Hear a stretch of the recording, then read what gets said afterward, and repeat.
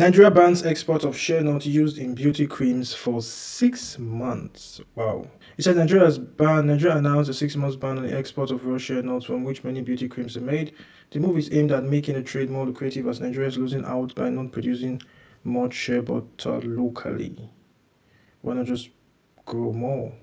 The country produces nearly 40% of the world's annual crop, but it only accounts for 1% of the $6.5 billion global market. A situation Vice President Kassim Shettima describes as unacceptable.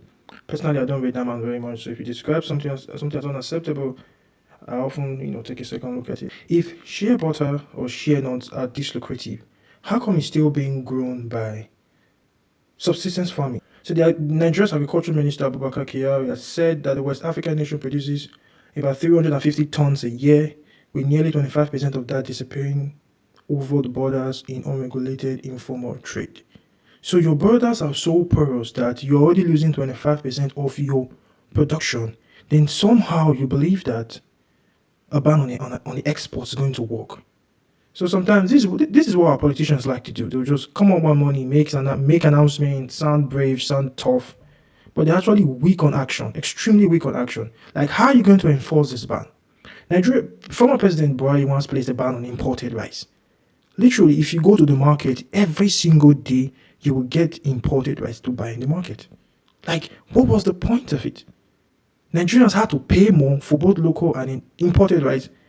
And that was it. You could literally go to the market and ask a woman, do you have foreign rice? They say, yes, I have foreign rice.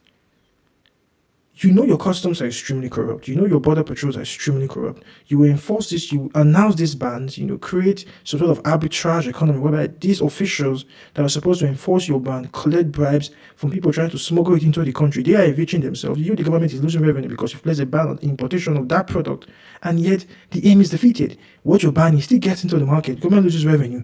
Corrupt border officials get richer. This is another example of the Nigerian government in its finest hour. Waking up one morning and just make arbitrary pronunciations and don't follow it up with actions. At the end of the day, we're right where we are. See you guys in the next one.